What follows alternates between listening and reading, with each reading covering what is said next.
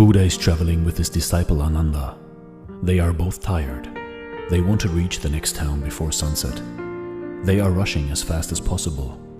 But Buddha has become old, and Ananda himself is older than Buddha. They are worried that perhaps they will have to stay in the forest for the night, that they will not be able to reach the nearby town. They ask an old man, a farmer who is working in his field, "How far is the town?" And the old man says, "Not very far. Don't be worried. It is just 2 miles at the most. You will reach it." Buddha smiles. The old man smiles. Ananda cannot understand what is going on. 2 miles have passed. There is no town yet, and they are even more tired now. An old woman is collecting wood, and Ananda asks her, "How far is the village?" And she says, "Not more than 2 miles. You have already reached it, don't be worried." Buddha laughs, the old woman laughs, and Ananda looks at both and says, "What is this laughter?" And after 2 miles, still, there is no town. They ask a third man, and again, the same answer and the same situation. And Ananda drops his bag and he says, "I am not going to move anymore. I am so tired. And it seems we are never going to cross these 2 miles.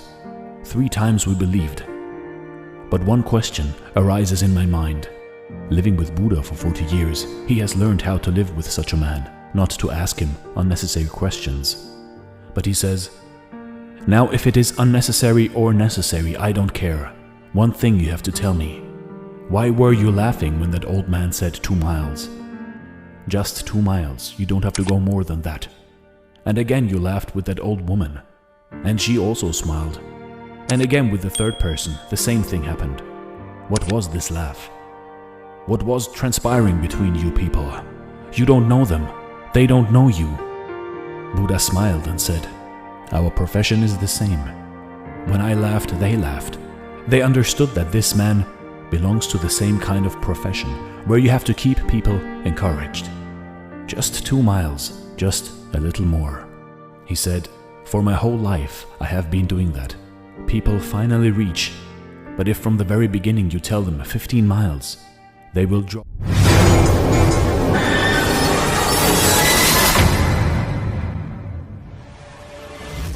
Drop then and there. But by 2 miles and 2 miles, they will pass 200 miles. And I laughed at those people, because I know this village. I have visited this village. I know it is not 2 miles. But I kept quiet, because you were so eager to know how far it was. I knew that we were not going to make it. But what was the harm?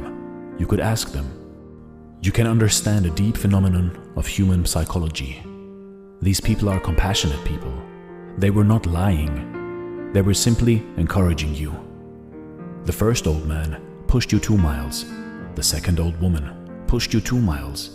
The third man also pushed you 2 miles. You just needed a few more people, and you would have reached the town. But now you have dropped your bag. It is okay.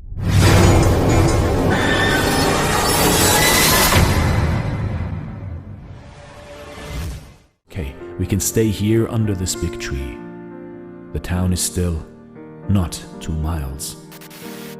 You see, in life, we should keep encouraging each other.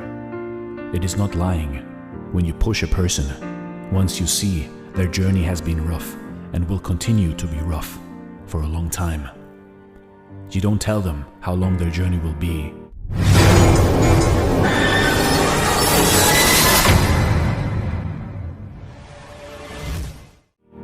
You just tell them, "My friend, just go a little bit longer and you will reach your goal." It is not lying, it is encouraging. It is about empathy. It is about believing and pushing that person to believe in themselves. And if we all encourage ourselves a little bit, our lives will all be better, just a little bit. This is Dare to Do Motivation Stories. Thanks for watching and stay blessed.